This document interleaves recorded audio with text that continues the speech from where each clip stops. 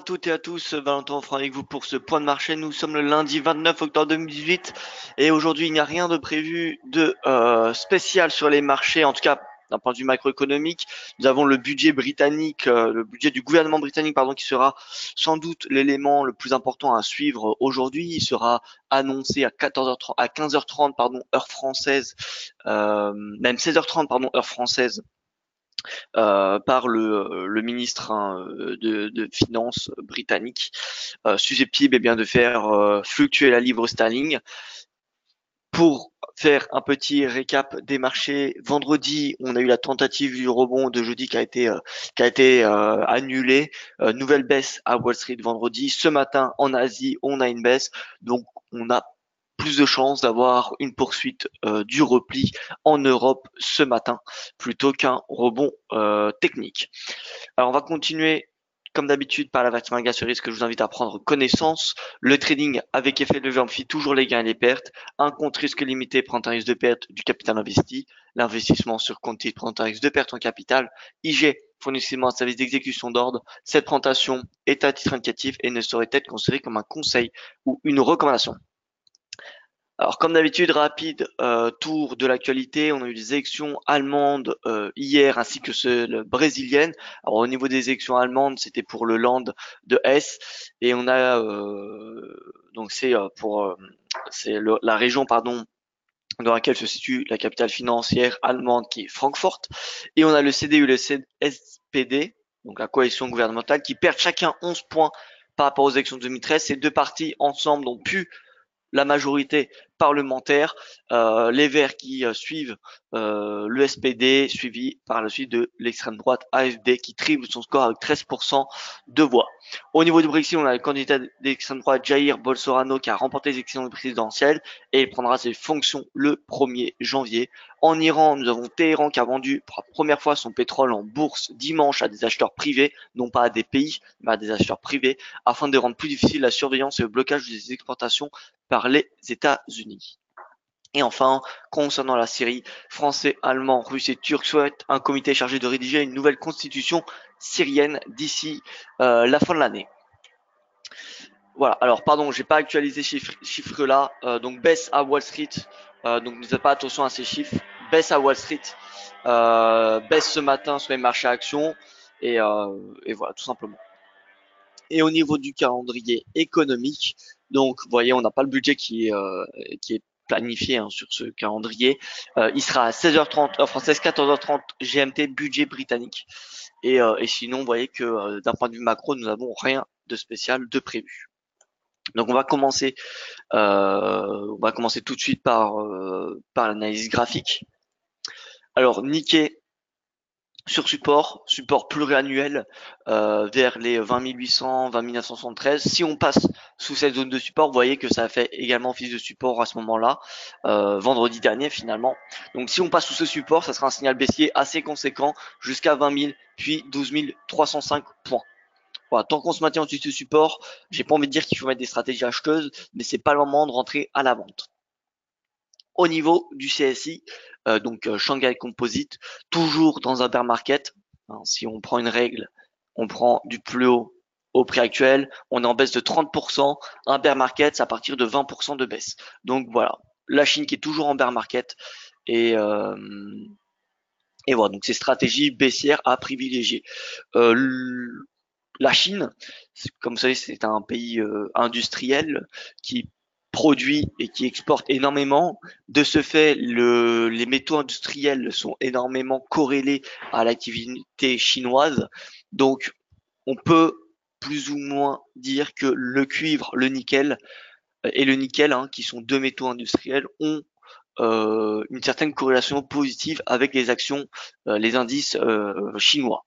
Donc, vous voyez, nickel, copper qui sont en baisse depuis le début de l'année, alors le cuivre depuis le 11 juin, le nickel depuis, vous voyez, le 19 avril. Donc voilà, nickel, cuivre en baisse. Tant qu'ils seront en baisse, nous avons les devises commodities comme l'AUD, le CAD, le NZD qui seront en baisse, mais également nous aurons de fortes chances que les marchés asiatiques et les marchés chinois soient dans le rouge également. Donc là, on voit que ces deux devises commodities sont, ces deux devises, pardon, ces deux matières premières sont sous leur moyenne mobile à 200 jours. On a le cuivre qui est au-dessus de son nuage, mais la lagging span qui reste en dessous. Le nickel, lui, il est clairement bearish, hein, puisqu'il est sous son nuage et sous ses moyennes mobiles à 20, 50, 100, 200 périodes. Donc voilà, nickel en baisse, cuivre en baisse.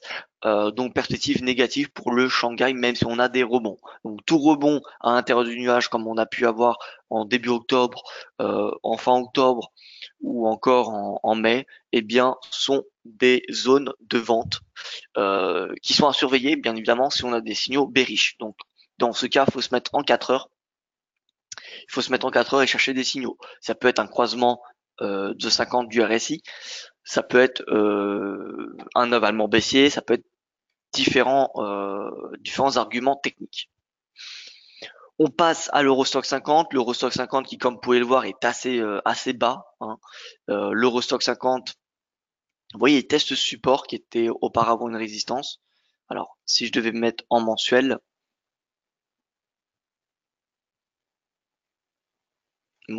Eurostock 50.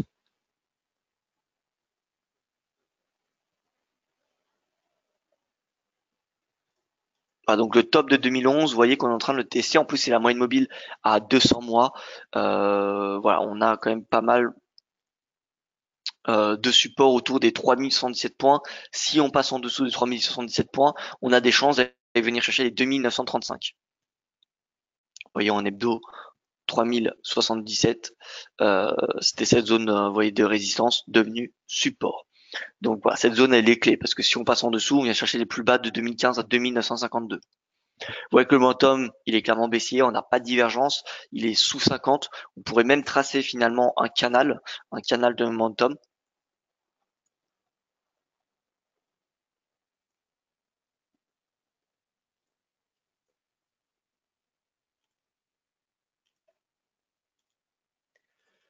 Voilà, sur le RSI, on a un canal baissier de momentum. Donc c'est une information plutôt bearish et donc voilà. En plus on a le cours voilà sous les moyennes mobiles à 200 semaines, à 50, à 20, à 200, à 100 pardon, sous le nuage, la lagging span également. Clairement, les indicateurs de tendance de court moyen terme, enfin sur du journalier ou sur de l'hebdo, sont baissiers, tout comme le RSI. Donc voilà, on est clairement bearish sur les indices européens pour le moment. Toutefois, on est en phase de correction. Il ne me semble pas que l'Eurostock 50 est en phase de bear market, puisqu'il est en baisse de 16%, même pas, vous voyez, 15%. Donc pour dire qu'on est dans un marché baissier, il faut une baisse de 20%. Alors je fais une petite parenthèse. Moi, ce que je regarde également, c'est ASWX. Donc là, pour le coup, c'est un ETF, mais c'est un indice. C'est quoi? C'est le MSCI Monde avec les émergents, etc., en excluant les US. Si on part du principe que les US sont toujours en phase de bulle, à part lorsqu'il y a l'éclatement et qui provoque un crack, voilà, on va exclure les US. Et là, on a concrètement un marché action qui est beaucoup plus réel, j'ai envie de dire. On a une image de l'appétit et de l'aversion pour risque beaucoup plus cohérente. Et vous voyez que après avoir atteint le haut de ce biseau, eh bien, il y a des chances qu'on vienne chercher le bas. Donc là, vous voyez que le momentum, pareil, il est bearish. Donc dans cet indice, il y a plus de 3000 actions partout dans le monde, en France, Canada, Chine, Japon, voilà, il y en a de partout. Donc ça tente de donner un aspect, un état de tendance du marché mondial en excluant les US. Et donc voilà, c'est clairement baissier hein, cet indice. Comme vous pouvez constater, on est sous des obliques de momentum et voilà. Donc on a certes une divergence sur du daily. Vous voyez qu'on a des creux de plus en plus bas sur le prix alors qu'ils sont de plus en plus hauts sur le RSI, mais on n'a pas encore de signaux haussiers. Donc tant qu'on se situe sous cette oblique, eh bien j'ai envie de dire qu'il y a beaucoup plus de chances qu'on continue à baisser et même que c'est pas le moment de passer à l'achat. Voilà, pour moi la perspective sur cet indice, elle est baissière jusqu'en bas de ce biseau, vous voyez, qui a fait office de support, eh bien en 2016.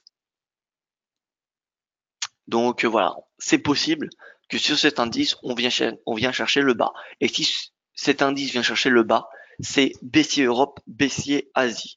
Voilà, en fait, c'est baissier sur le monde entier, sauf les US. Ça ne veut pas dire que c'est une information bullish pour les US, mais cet indice regroupe, comme vous l'aurez compris, des actions de toutes les régions du monde. Il y a du CAC, il y a du FTSE, il y a du DAX dedans, il y a du MIB, il y a de la IBEX, il y a du Shanghai, il y a du Nikkei, voilà, il y a de la SX, il y a beaucoup d'actions dans cet indice. Donc, si cet indice est baissier, euh, voilà, faire attention aux stratégies acheteuses sur les marchés actions. Et là, c'est l'indice émergent, c'est le même sauf avec uniquement les émergents en Asie, en excluant donc le Japon, puisque le Japon n'est pas un pays émergent. Donc là-dedans, il y a la Chine, il y a la Thaïlande, voilà, il y a le Vietnam, il y a Singapour, etc., etc. Donc cet indice, eh bien pareil, il est baissier. Donc émergent baissier, les marchés développés qui sont baissiers également. Concrètement, c'est baissier marché action pour le moment. Et on n'a pas de signaux haussiers, donc on reste à l'écart. Au niveau du CAC, 4992 points. Vous voyez sur l'hebdo, pareil, on teste une moyenne mobile qui est à 200 semaines, moyenne mobile assez importante.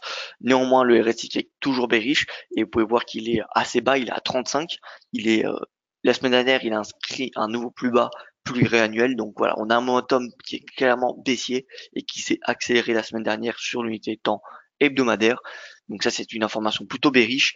Certes, on reste au-dessus, vous voyez, des plus bas de 2018 sur le contrat futur qui est à 4887 points. Donc tant qu'on reste au-dessus, je veux dire la probabilité de baisse est assez limitée. Maintenant voilà, est-ce qu'il faut payer alors qu'on n'a pas de rebond majeur? La réponse pour ma part c'est non. Non. Voilà, tant qu'on a les indices américains qui sont dans le rouge, il y a peu de chances qu'on ait des indices européens dans le vert.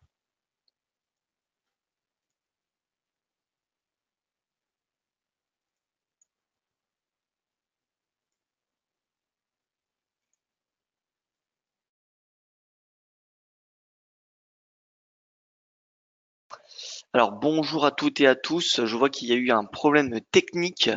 Euh, Merci en tout cas Marcel pour ce message. Donc en fait j'étais en train de faire le webinaire sans que ça ait débuté. Donc voilà, j'ai parlé pendant 10 minutes. Ce n'est pas grave, je recommence depuis le début. Alors bonjour à tous, Frédéric, Marcel, Edgy, bonjour. Bonjour, donc excusez-moi pour ce petit problème technique. Je vais recommencer depuis le début, du coup. Voilà, bonjour Eliane, bonjour tout le monde. J'espère que vous allez bien, que vous avez passé un bon week-end. Donc nous sommes le lundi 29 octobre 2018 et journée séance plutôt, enfin indice qu'on continuait à baisser hier, enfin vendredi et ce matin en Asie. Donc plutôt une information négative pour les marchés actions européens. On va commencer tout de suite par l'avertissement à gaz sur les risques que je vous invite à prendre en connaissance. Le trading avec effet levier amplifie toujours les gains et les pertes. Un compte risque limité prend un risque de perte du capital investi. L'investissement sur compte titre prend un risque de perte en capital. IG fournit exclusivement de services d'exécution d'ordre. Cette présentation est à titre indicatif et ne saurait être considérée comme un conseil ou une recommandation. Alors, rapide tour de l'activité, même s'il n'y a pas grand-chose à dire, si ce n'est qu'on a eu des élections en Allemagne et au Brésil hier. Au niveau des élections en Allemagne, on a la coalition gouvernementale SPD, CDU qui ont perdu des sièges au Parlement du Land de Hesse. Chacun de ces deux partis ont perdu 11 points dans les élections régionales. Nous avons le parti d'extrême droite qui a triplé son score avec 13% et le parti des Verts qui arrive en troisième position. Au niveau du Brésil, on a le candidat d'extrême droite Jair Bolsonaro qui a remporté les élections présidentielles et il prendra ses fonctions le 1er janvier. Au niveau de l'Iran, nous avons Téhéran qui a vendu son pétrole en bourse pour la première fois dimanche à des acheteurs privés. Ce n'est pas des acheteurs, ce n'est pas des pays, hein, donc afin de rendre plus difficile la surveillance et le blocage de ces exportations par les États-Unis. Et enfin au niveau de la Syrie, Français, Allemands, Russes et Turcs se sont rencontrés hier et souhaitent un comité chargé de rédiger une nouvelle constitution syrienne d'ici la fin de l'année. On passe au niveau du calendrier macroéconomique, donc aucun rendez-vous majeur attendu aujourd'hui, si ce n'est le budget du gouvernement britannique qui sera annoncé par le ministre des Finances aujourd'hui à 16h30 heure française, ce qui est susceptible d'être source, de volatilité sur les marchés, sur la livre sterling tout simplement aujourd'hui. Voilà, donc on va passer au marché. Alors, comme ce que j'étais en train de dire, alors son PAOC, alors, est-ce que vous pouvez me confirmer que le son fonctionne, s'il vous plaît?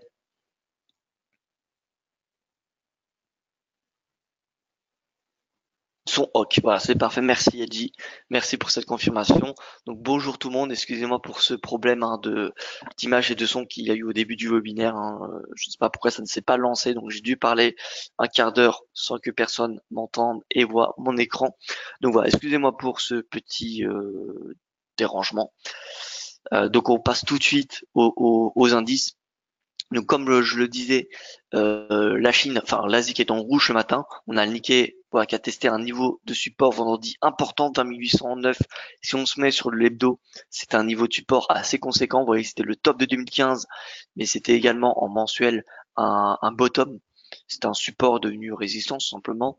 Ah non, pardon, c'est également un top au niveau des années 2000. Donc là, vous voyez, on est sur un niveau de support très important et on peut très bien imaginer que si on passe sous ce support, on ira chercher les 18 305 points. D'ailleurs, vous voyez, le chandelier japonais, il est extrêmement baissier.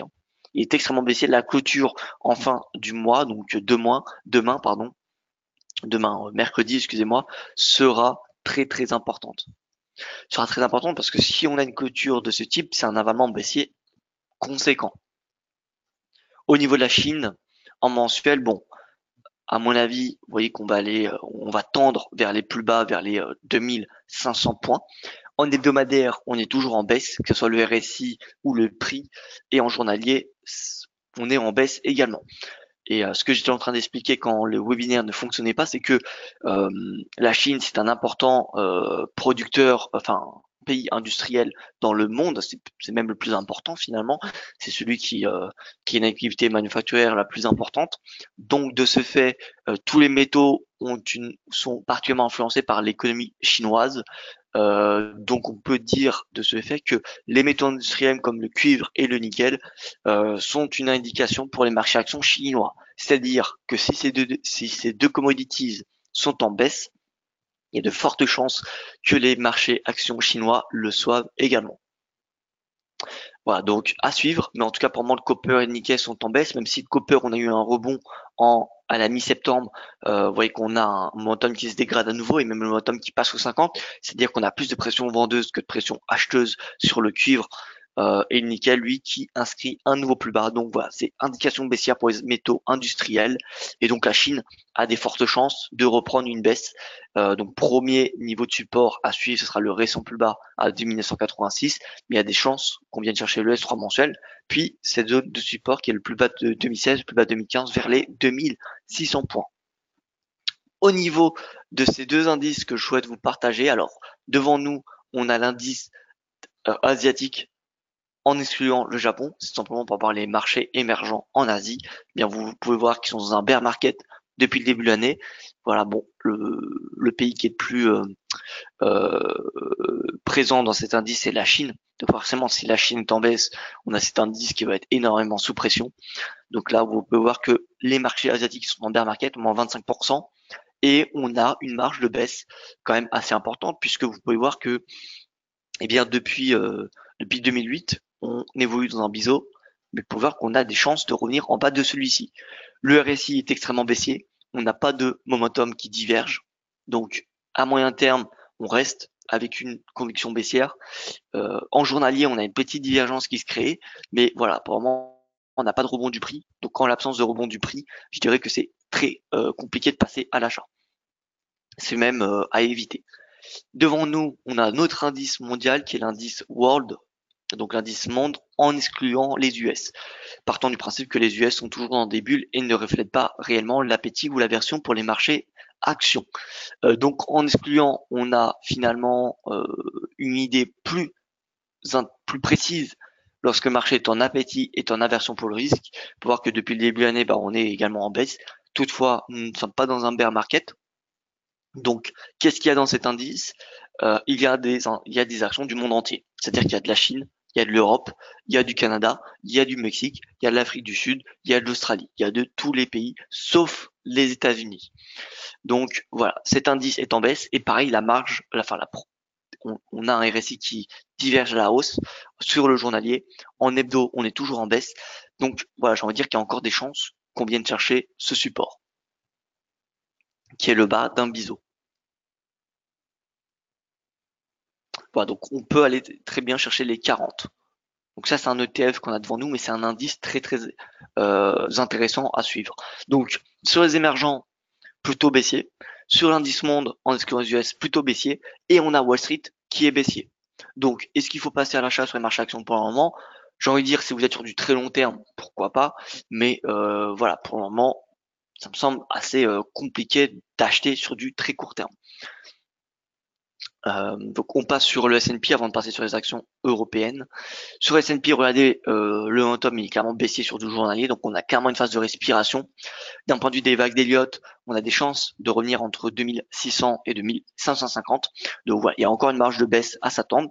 On a, oui, encore une fois, un momentum qui diverge devant nous, mais on n'a pas de nouveau de cassure de résistance. C'est-à-dire que si le RSI dépasse cette résistance de momentum à 40,98, pourquoi pas passer à l'achat. Mais pour le moment, qu'est-ce qu'on a? On a un momentum qui est en baisse et un prix qui est en baisse.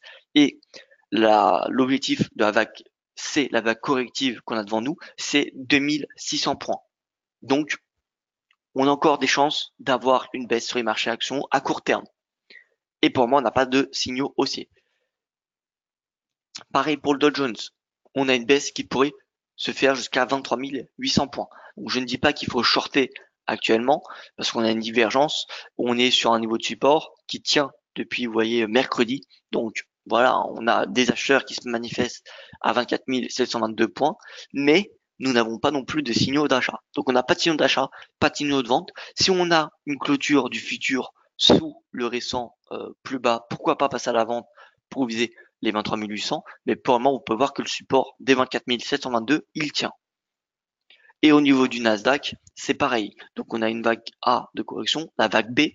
Et donc, si on part du principe, ce qui est généralement, enfin, d'après la théorie, le cas, la vague C est comparable à la hauteur de la vague A.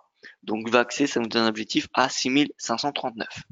Voilà, donc on a un retracement du Nasdaq qui pourrait se faire jusqu'à 6539 points. Ce n'est pas impossible, bien qu'on ait des divergences haussières. Le RSI, vous pouvez voir, il passe sous 50, il est même à son plus bas depuis finalement depuis le février 2016. Donc voilà, on a clairement un momentum qui respire sur les marchés actions.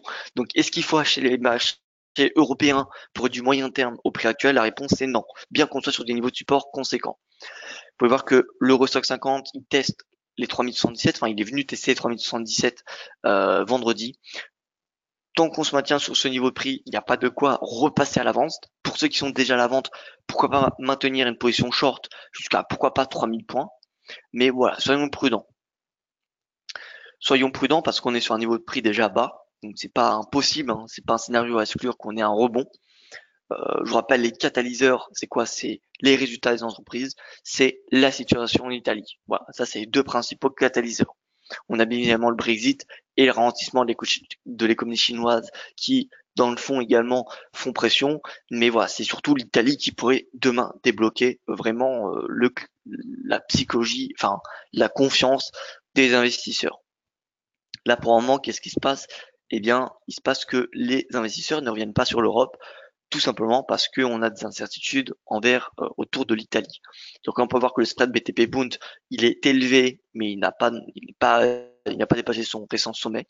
Toutefois, il reste dans une tendance haussière puisqu'on est dans un canal et que la moyenne mobile à 200 jours est clairement orientée à la hausse. Donc voilà, on a des incertitudes qui sont encore très présentes. Un signal convaincant pour passer à l'achat sur les indices européens grâce à ce spread, si ce spread sort par le bas de ce canal. S'il sort par le bas, on aura un signal extrêmement positif pour les marchés actions. Mais tant qu'on reste dans ce canal, finalement, sur du moyen terme, on reste dans une situation assez délicate. Donc voilà, prudence sur les actions européennes. Donc ce spread, il est élevé. Et pour un moment, je vous rappelle, au niveau de l'Italie a plus que un peu plus de 2 semaines pour proposer un nouveau budget à la Commission européenne.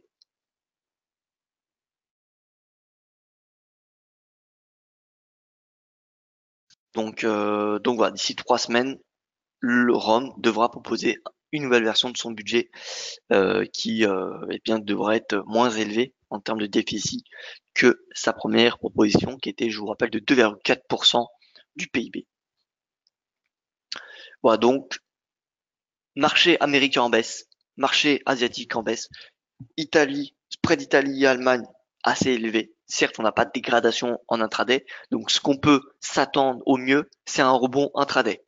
Voilà, donc la résistance à surveiller de très près, c'est le plus bas 2018, c'est 3000, enfin l'ancien plus bas 2018, pardon, 3168, ce sera une résistance très importante pour l'Eurostoxx. Je n'envisage pas de progression au-dessus de, comment dire, de cette zone.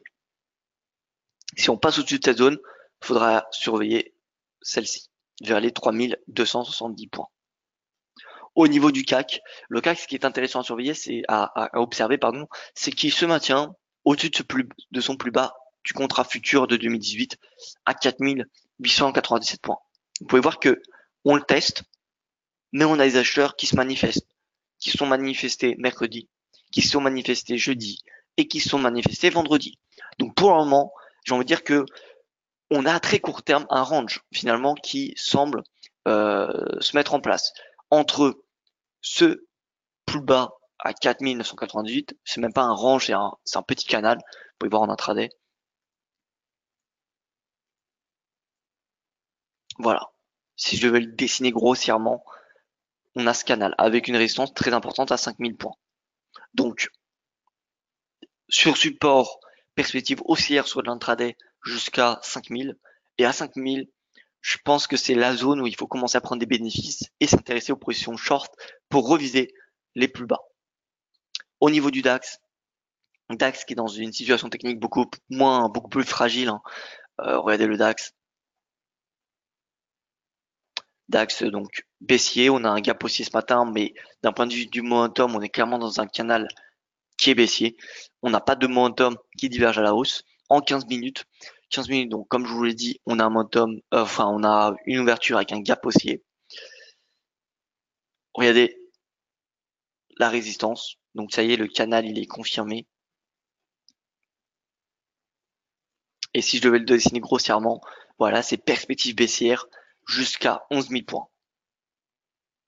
Jusqu'à 11 000 points.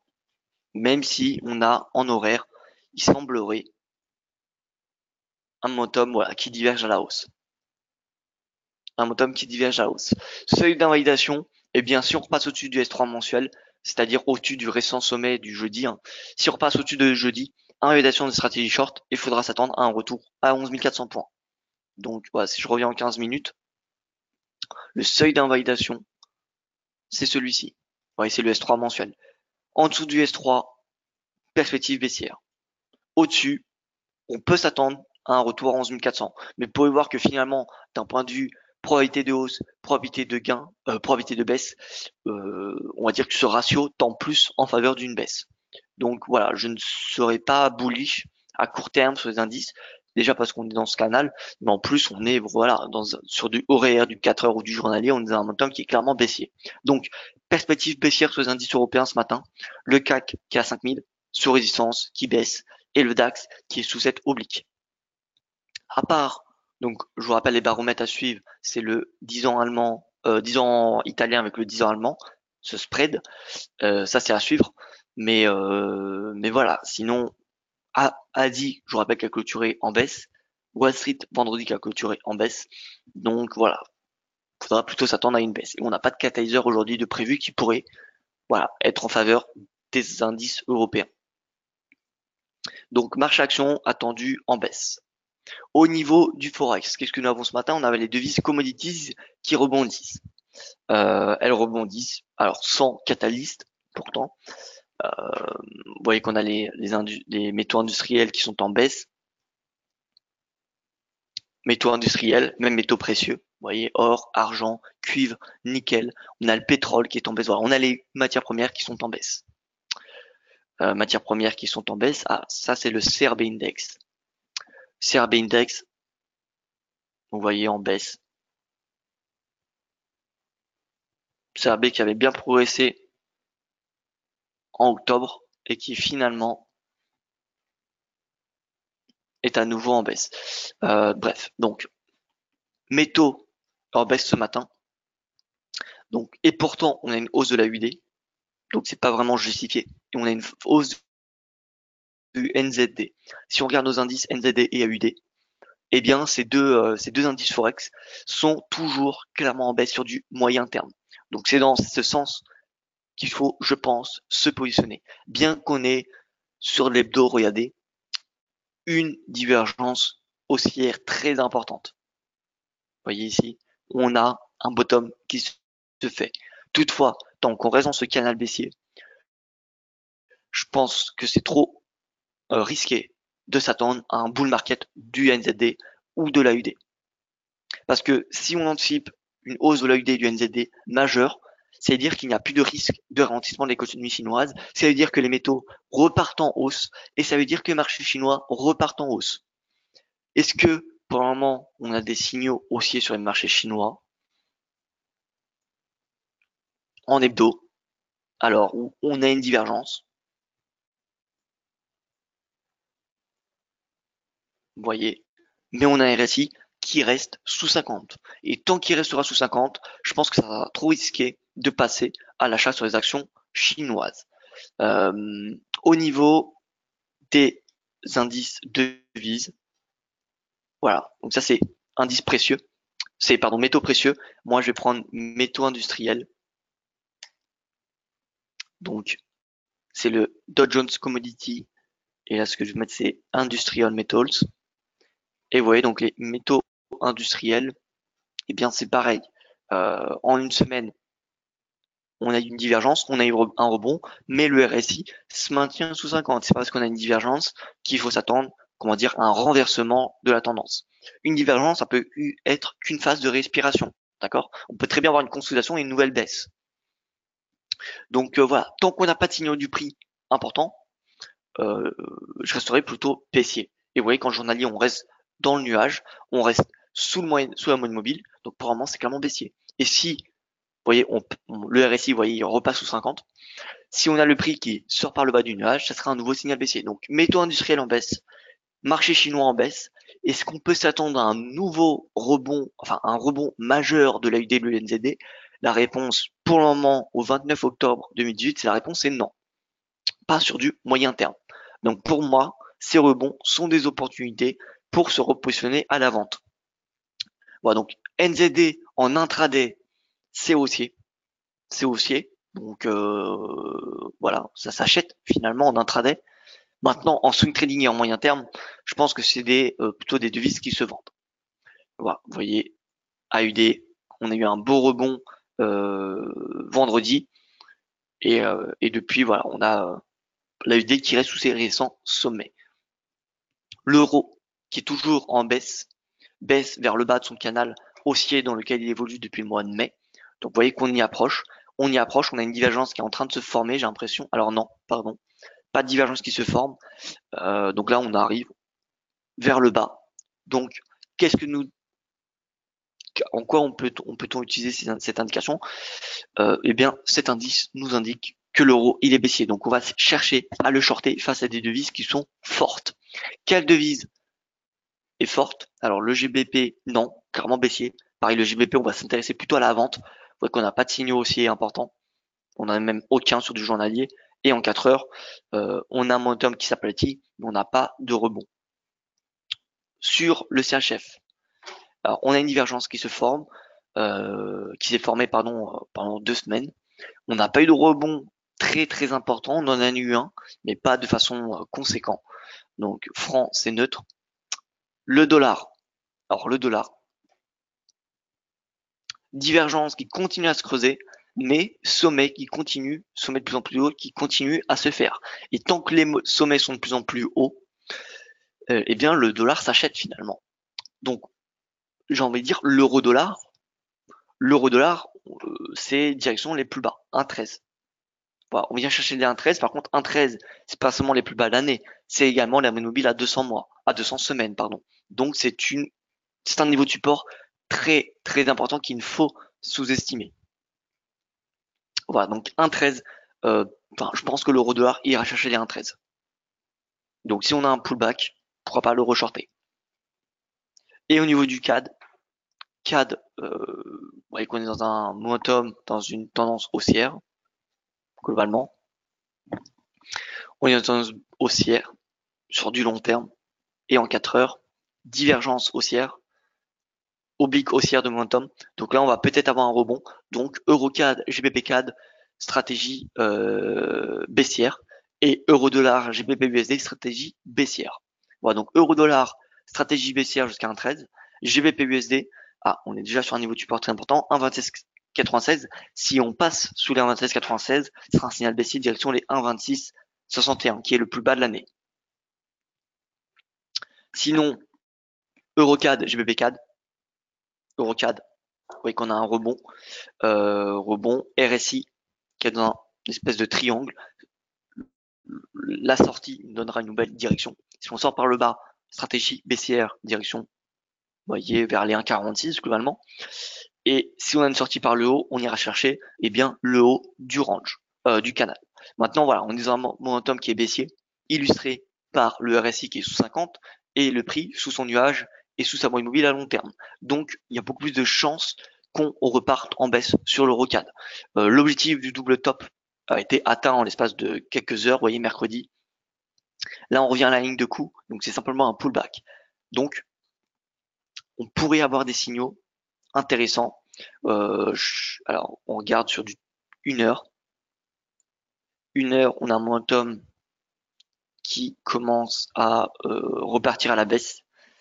En 30 minutes, c'est pareil. Je pense qu'on peut avoir une stratégie assez intéressante. C'est si on passe en dessous des 1,4893, stop au-dessus du récent sommet, et on vient chercher les plus bas atteints post aux étaux de la Banque du Canada, c'est-à-dire vers 1,4776. Ce qui nous ferait un objectif assez intéressant, puisque ça nous ferait, vous voyez, un ratio risque-rendement, donc 61 pips de risque pour 118, donc 120, ça fait un ratio risque-rendement de 2 pour l'EuroCAD. Donc EuroCAD, pourquoi pas passer à la vente si on passe sous les 1,4894. JBP-CAD, pareil. JBP-CAD, voilà, je me mets en journalier, clairement baissier, encore plus baissier que l'EuroCAD, parce que vous voyez que l'EuroCAD, on a un canal qui est baissier, mais son angle est beaucoup plus faible que le GBP-CAD. Donc voilà, GBP-CAD, on a un momentum qui est extrêmement baissier par rapport à l'EuroCAD. Donc voilà, GBP-CAD, on avait parlé la semaine dernière d'une vente jusqu'à 1,66, c'est toujours d'actualité. Donc pour ceux qui sont à la vente sur GBP-CAD, vous voyez que le RSI a cassé cette oblique haussière de momentum, précédé par une divergence, c'est une information extrêmement négative pour le GBP-CAD. Donc le premier objectif, c'est les 1,66, mais c'est possible qu'on ait cherché les 1,63-51. Donc pour ceux qui sont à la vente, pour ceux qui sont short sur le GBP-CAD, voilà. Premier objectif, 1,66, mais sachez que un retour à 1,63-51 n'est pas du tout impossible. Donc après, c'est à vous de voir si vous voulez maintenir une partie de votre position ouverte pour viser ce deuxième objectif, mais ça me semble clairement possible tant que le prix n'est pas de signe haussier majeur. Et vous voyez que le momentum a à nouveau signalé une baisse. Là, le prochain signal du momentum à surveiller sera celui-ci, c'est le plus bas. Vous voyez, c'est ce creux. Si on passe sous ce support de momentum, nouvelle indication bearish. Pour le moment, on est plutôt dans le bearish que dans le bullish. Et au niveau du yen, alors le yen, je me mets en journalier. Notre yen index, vous voyez qu'il est assez élevé. C'est normal qu'on on est en même temps dans une phase de repli sur les marchés actions. Donc, qui dit baisse des marchés actions dit hausse du yen. Voilà, donc aversion pour le risque, hausse du yen. Est-ce qu'il faut lâcher ce yen? En journalier, on n'a pas de signaux d'achat. En 4 heures, on a eu le signal breakout. On reste dans un montant qui est bullish puisqu'on est au-dessus de 55. Et en horaire, pourquoi pas? Vous voyez qu'on est dans une dans une tendance haussière sur du court terme. Voilà, donc tendance haussière, pourquoi pas se positionner à l'achat sur le yen. De toute façon, j'avais déjà écrit un article il y a de cela 2 semaines sur l'euro yen, sur Daily FX, je vous fais voir.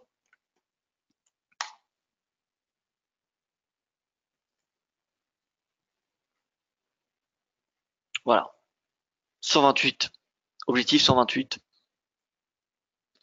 Donc 128 ça a été atteint.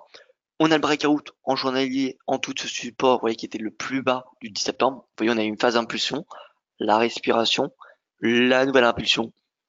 et finalement on a le retournement. Et le fait qu'on clôture sous ce précédent support, c'est-à-dire que ceux qui ont acheté à ce support, ils sont dans le rouge et ils risquent l'appel de marge. Donc on devrait avoir une nouvelle tendance baissière jusqu'à au moins 126, voire même 125. Donc pour le moment, l'euro-yen, c'est clairement baissier. Et encore une fois, si on suit qu'à nos indices Forex, en 4 heures, alors, donc là on est sur l'euro, on est sur le yen, pardon. En 4 heures, c'est boule sur le yen, en euros, sur l'euro, c'est bear. Donc si on combine ces informations, euro-yen, baissier. GBP-yen, baissier également. Donc voilà, GBP-yen, on peut également l'afficher.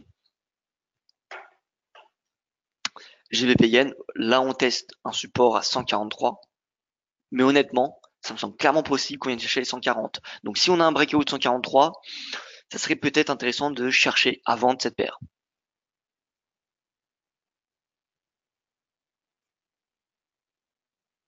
Voilà, RSI 4 heures, canal baissier. Honnêtement, c'est très très propre.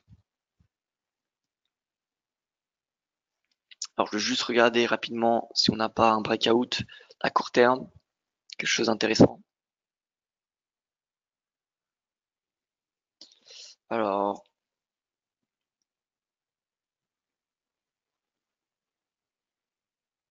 euro UD, on va regarder un petit peu ce qu'il y a sur l'euro UD. Euro UD donc, on revient sur support. Ouais, qu'on avait un signal, on avait émis une stratégie acheteuse, donc vendredi. Pour le moment, on a un retournement. Si on met un stop sous le plus bas, on risque le stop. Donc c'est pas grave si on se fait stopper. Moi, je reste positif sur l'euro AUD. Et en fait, cette stratégie c'était plutôt baissier AUD. Donc voilà, haussier euro AUD, mais également haussier GBP AUD, ou également vente AUD USD ou vente AUD CAD. Donc voilà, même si on a l'euro AUD qui revient sous son S1, je reste avec une perspective négative sur AUD. Je rappelle que le NZD et l'AUD, c'est les devises qui se replient le plus sur les 3 derniers mois, sur les 6 derniers mois, sur un an, dans ce contexte de tension commerciale entre les États-Unis et la Chine. Donc voilà, moi je reste, oui, baissier sur l'euro à court terme, mais pas à moyen et long terme. Alors que je suis baissier sur l'AUD sur du court, moyen et long terme. Tant qu'on n'a pas voilà, de signaux haussiers sur les marchés chinois ou sur les métaux. Voilà, donc AUD, voilà, finalement, bon, euro AUD pour le moment, c'est pas une bonne stratégie cette fois-ci. Maintenant, si on regarde l'AUD USD, où on avait donné un signal de vente jusqu'au récent plus bas, puis à 0,70, eh bien ça a été le plus bas a déjà été atteint et 0,70 devrait l'être dans, c'est une question de séance. Au niveau de la UDN, c'est pareil. À UDN, c'est encore possible de passer à la vente puisqu'on a un yen qui est boule alors qu'on a un UD qui est baissier. Faut profiter des rebonds de la UD ou du NZD pour, je pense, passer à la vente sur ces deux devises. Donc, AUD yen, si on a un rebond par exemple à 80,50 qui fait une résistance comme on peut le constater la semaine dernière, vous voyez que ça n'a pas été dépassé, ça a été testé à de nouvelles reprises, à plusieurs reprises pardon, mais ça n'a pas été dépassé. Donc voilà, tant qu'on n'a pas dépassé cette résistance, j'ai envie de dire, on est dans une phase baissière à court terme. Donc si on a un rebond, pourquoi pas s'intéresser aux 80-50 pour repasser à la vente, même 80, parce que finalement, ouais, qu'on est sous un seuil psychologique qui est 80.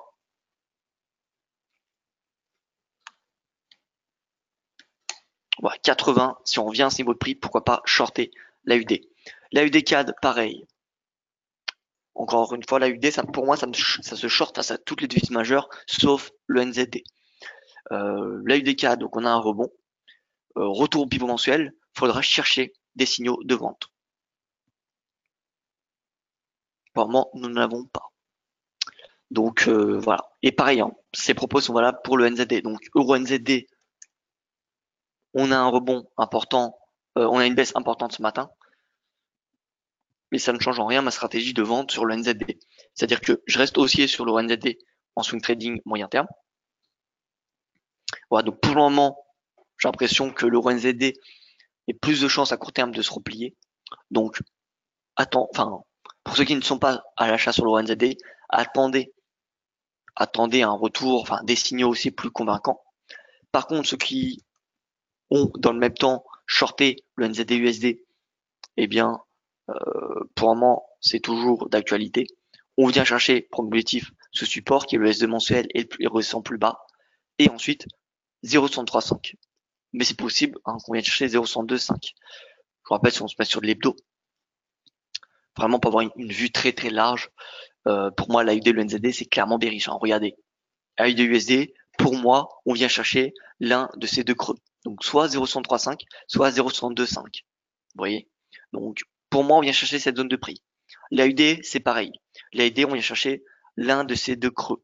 Donc vers les 0,69 au minimum. Donc on a près de 200 pips de baisse à s'attendre sur l'AUD et le NZD. Ensuite, AUD Yen. Je reviens, pardon, l'AUD Yen en hebdo.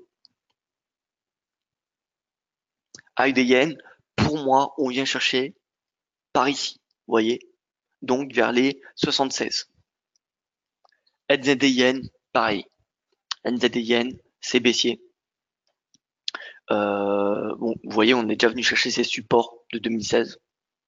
Donc voilà, on vient chercher dans l'idée les 71, 13 à court terme. On a également, après ça c'est pour du court moyen terme, mais sinon bon, on a l'euro UD, l'euro NZD. Sinon nous avons l'AUD CAD, le NZD CAD. Regardez, l'AUD CAD en hebdo.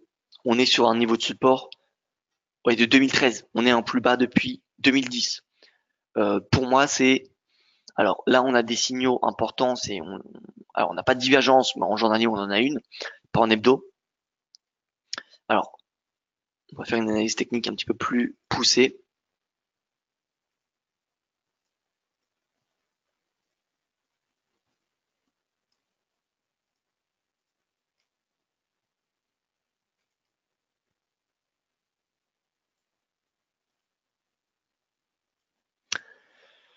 Voilà, donc là, on avait un signal baissier au breakout de cette oblique.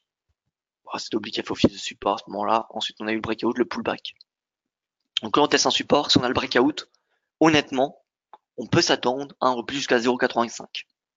Si on a un nouveau breakout, là où il y a des acheteurs, c'est normal, puisque c'est un niveau de support qui n'a pas été dépassé réellement depuis 2013. Donc on a eu des acheteurs qui sont manifestés en 2013, on a eu des acheteurs qui sont manifestés en 2015. Donc là, c'est normal qu'on a des acheteurs qui se manifestent à ce niveau de prix. Mais si on passe concrètement sous 0,91, si on inscrit un nouveau plus bas hebdomadaire, là, eu des CAD, c'est direction 0,85.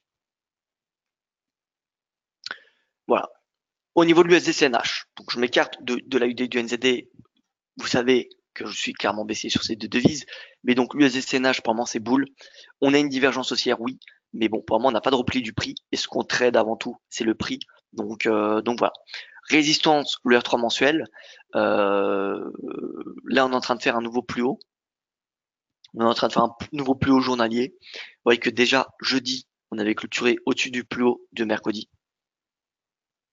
Donc on a déjà eu un breakout. Donc là, on a un breakout. Tout mène à croire que l'USD-CNH ira chercher les 7. De toute façon, si l'euro-dollar vient chercher un 13, l'USD-CNH ira chercher 6,98-75. Voilà, les deux évoluent dans une direction opposée. Hubert qui me dit euro-dollar target 1,5 bas du canal et objectif sortie BISO 0,208 2018. Alors regardons cela. Euro-dollar clairement baissier, baissier depuis le breakout et depuis que les indices forex euro et dollar équipondérés sont clairement dans des directions divergentes. Je vous rappelle que la semaine dernière, sur l'euro, on avait une baisse, d'accord, mais sur l'USD en 4 heures, on avait le breakout du plus haut du 7 octobre la semaine dernière. Donc cette information, c'est une information particulièrement bullish. Et depuis qu'on a cette information, on peut clairement s'attendre à ce que l'euro-dollar vienne chercher les 1,13. Donc 1,1250, c'est le bas du canal, sortie du biseau. Donc biseau, c'est celui-ci, je pense. Vous deviez parler de ce biseau, 1, 2, point de contact. Hop. 0,208. Alors 0,208, 0,208. Alors non, donc c'était jeudi. Donc là c'était un triangle, ce que nous avions. C'était pas un biseau.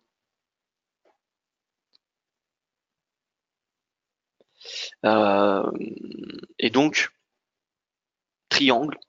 Généralement un triangle, c'est une figure de continuation et qui apparaît à mi-tendance.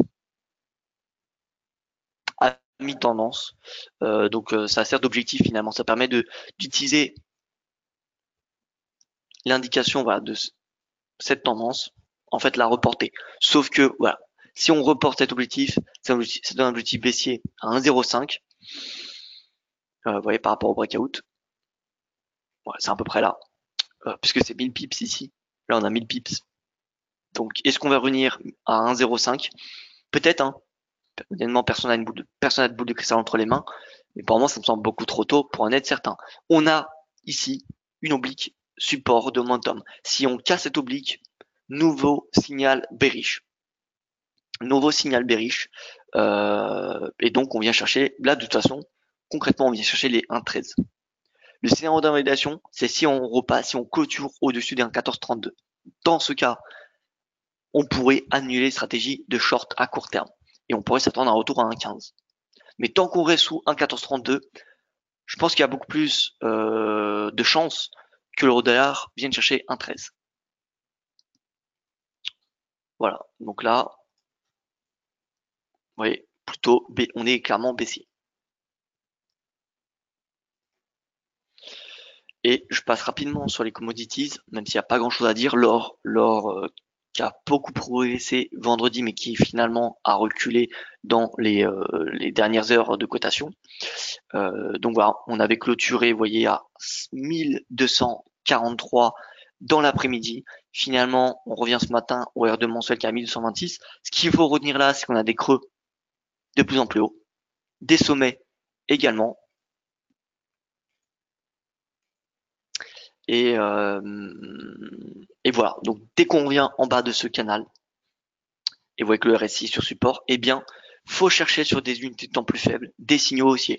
Si on a des signaux haussiers, pourquoi pas repasser à l'achat pour viser le R3 mensuel, le récent sommet, tout simplement. La tendance, elle est haussière sur l'or. La tendance, elle est haussière sur du court et moyen terme. Pas sur du long terme parce qu'on reste sous la moyenne mobile, mais vous voyez, le prix est au-dessus du nuage et il est au-dessus de cette oblique. Néanmoins, la Greenspan n'a pas réussi à clôturer au-dessus de son nuage. Si la Greenspan clôture au-dessus de son nuage, ça sera un nouveau signal bullish.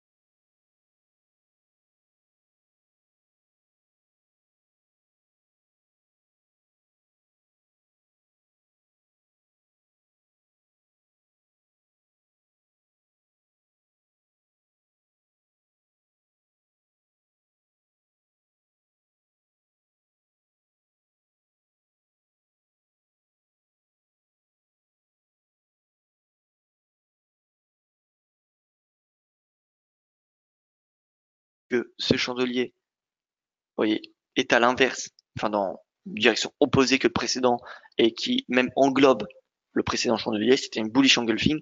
Toutefois, là, on repart en baisse depuis le S1. Donc, est-ce que on repart chercher 75,56 ou est-ce qu'on vient chercher 80,44? On va regarder le WTI, ce que nous dit le WTI, il réintègre la moyenne mobile. Néanmoins, on est dans un momentum clairement bearish. Moi, honnêtement, le pétrole, voilà, à court terme, je suis neutre. Je suis neutre, je pense pas qu'il y ait grand chose à faire sur le pétrole. Je pense pas qu'il y ait grand chose à faire, donc de voir. À mon avis, on est dans ce canal. Avec le marché paye cette oblique. Bon, écoutez, moi je n'ai rien à dire hein, sur le pétrole. Si on passe sous cette oblique, c'est information baissière jusqu'à 62,56. Que pensez-vous de l'argent? Alors l'argent, l'or, c'est pareil. L'argent, par contre, a beaucoup plus de mal à rebondir que l'or. Donc là, on est dans un triangle. C'est ce qu'on avait parlé la semaine dernière. Vous voyez, on est dans un triangle, on reste dedans. Tant qu'on est dedans, c'est, comment dire, on n'a pas de tendance. Voilà, c'est de l'indécision de la part des investisseurs. Et la sortie nous donnera une nouvelle direction. Soit on sort par le haut, et dans ce cas-là, on aura un signal haussier jusqu'à 15,62 $. Si on sort par le bas, c'est retour à 14. Sachez que l'argent est corrélé à l'or. C'est-à-dire que tant que l'or est haussier, on aura plus de chances que l'argent sorte par le haut de ce triangle. Maintenant, c'est pas impossible qu'on y sorte par le bas. Donc voilà, l'argent dans une figure de continuation de tendance qui est un triangle, et donc il faut rester patient et il ne faut pas anticiper le breakout. Donc en bas de ce triangle, ça s'achète pour viser le haut. Si on a le breakout, ça s'achète pour viser les 15,62. Et si on a une sortie par le bas, ça se vend pour chercher les 14 $.